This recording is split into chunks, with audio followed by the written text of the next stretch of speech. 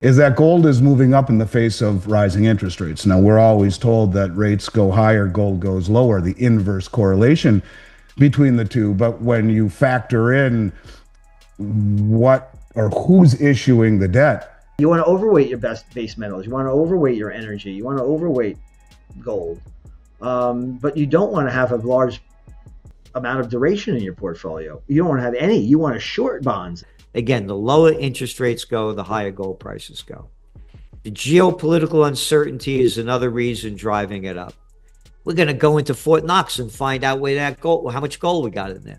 Remember he said that? Him and Musk? In today's weekly recap, we bring you expert insights from three of the most respected voices in the precious metals space: Michael Pento, Andy Schectman, and Gerald Celente. From central bank maneuvers to global economic tremors, these thought leaders break down the latest developments shaping the gold and silver markets. Whether you're a seasoned stacker or a curious investor, this week's analysis is packed with powerful takeaways you won't want to miss. Now we'll show you the best clips of the latest interview. Don't forget to like, subscribe, and turn on notifications so you do not miss out our daily recaps. And check goldsilverstacks.com to get your Stacker's Handbook, the ultimate guide to stack gold and silver, packed with strategies to trade the gold-silver ratio and get more ounces and build wealth over time, so you don't have to rely on market commentators to make your investment decisions. Enjoy the episode. A pool of a diminishing pool of interested parties to buy our treasuries. And it's funny, you see China, who is now slid to number 3 in treasury holdings, replaced by the United Kingdom. Vince Lancy had a great analogy. He said it's like two drunk guys holding each other up from falling. You have, the largest debtor nation buying debt or selling its debt to the second largest debtor nation, or real darn close to it anyway. So two broke nations buying each other's debt, as the rest of the world seems to be favoring things like commodities and cryptocurrencies or whatever the heck they can get their hands on that are tangible: copper or silver, gold or platinum, which we saw a microcosm of a short squeeze yesterday and a little bit today. And I think that's on a larger scale what you could expect to see in the silver market.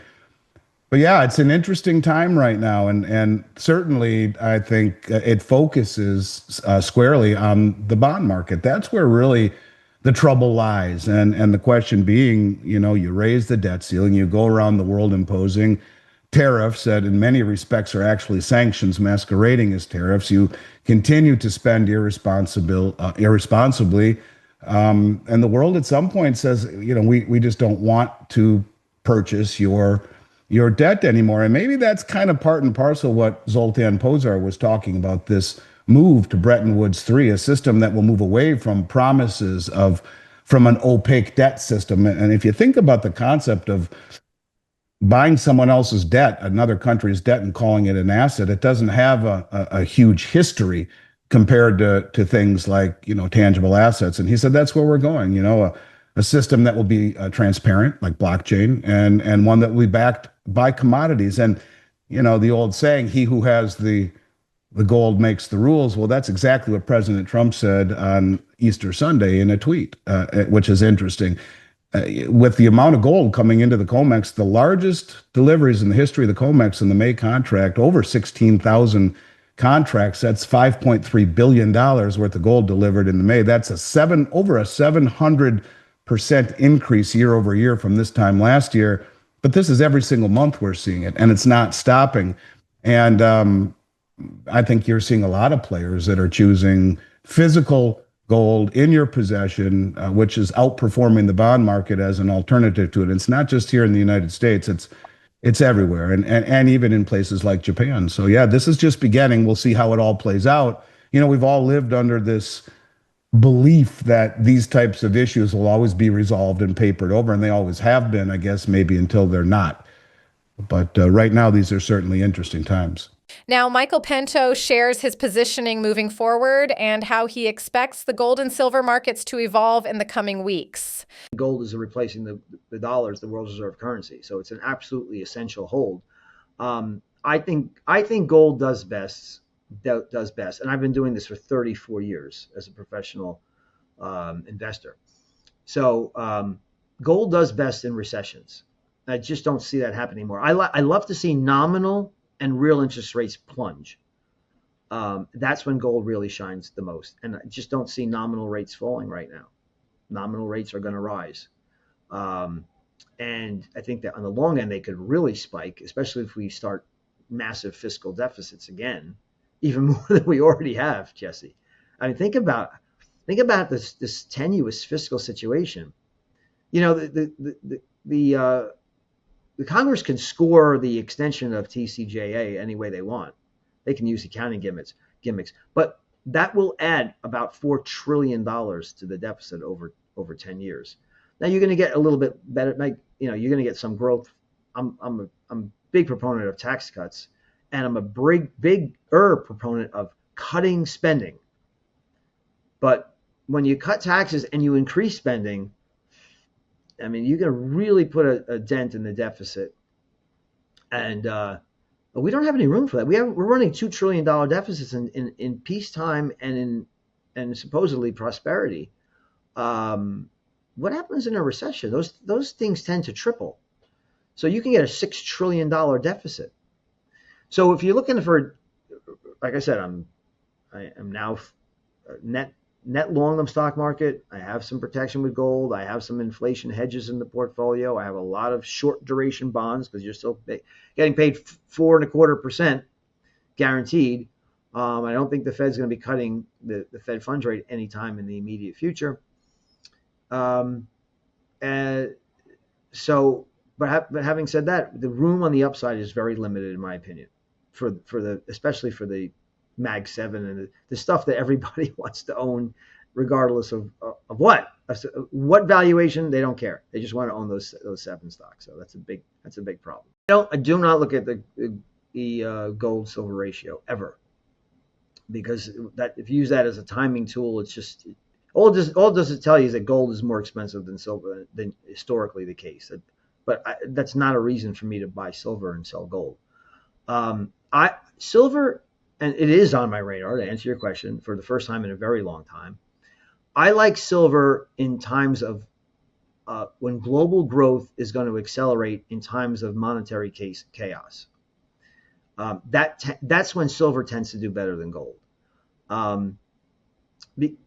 Because I said, silver is a monetary metal, but it's also an industrial metal. So if I can get a situation where global growth is going to be okay, and I think that's the case, but we're going to have a problem with inflation, that's when silver shines the most. So yes, silver is on my radar for the first time in a very long time.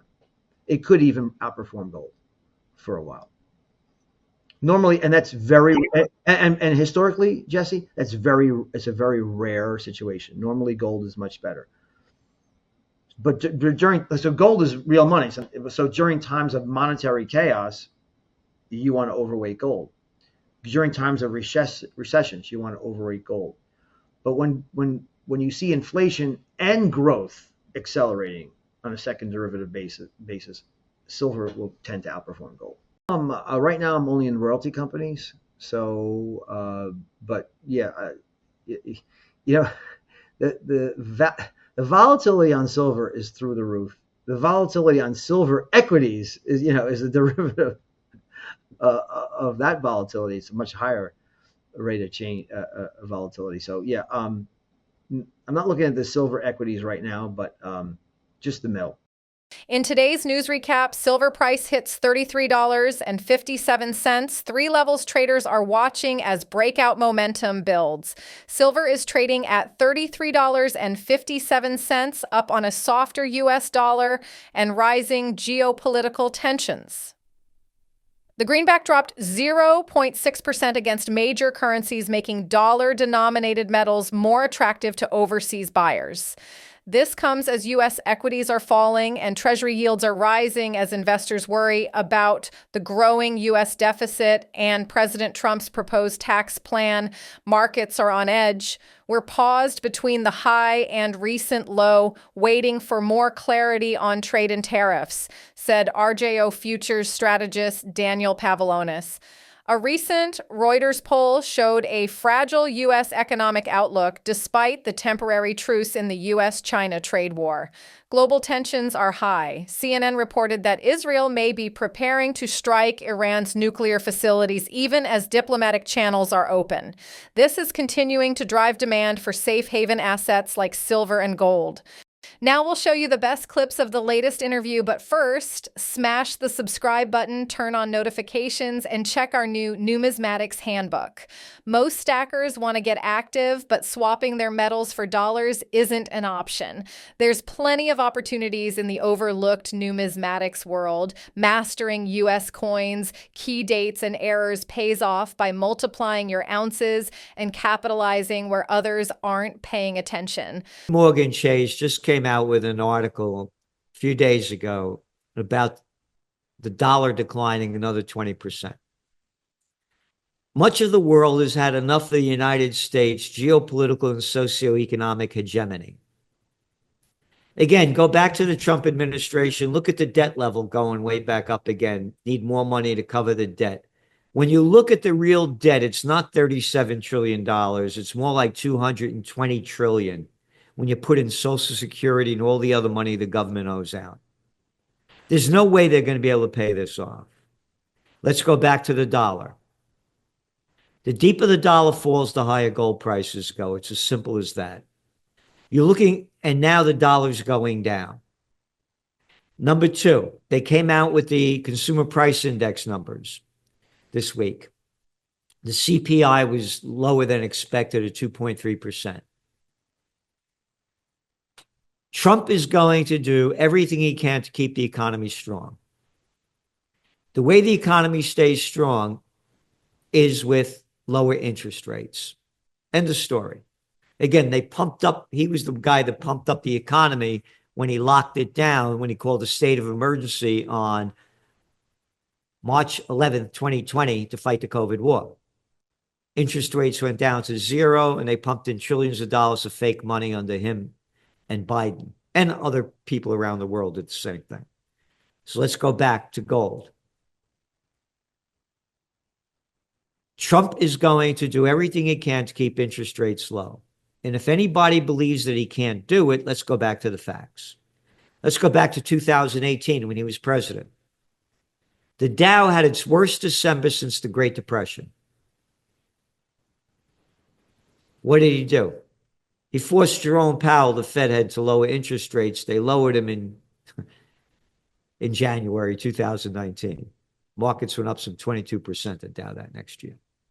He'll do everything he can to lower interest rates and keep the economy going. Again, the lower interest rates go, the higher gold prices go. The geopolitical uncertainty is another reason driving it up.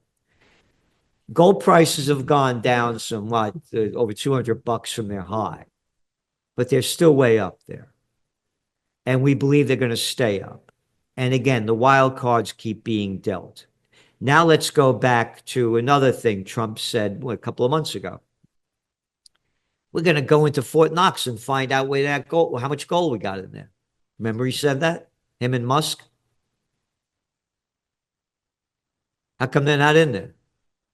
And number two, they know what's in there. They know. That's more the presidential reality show.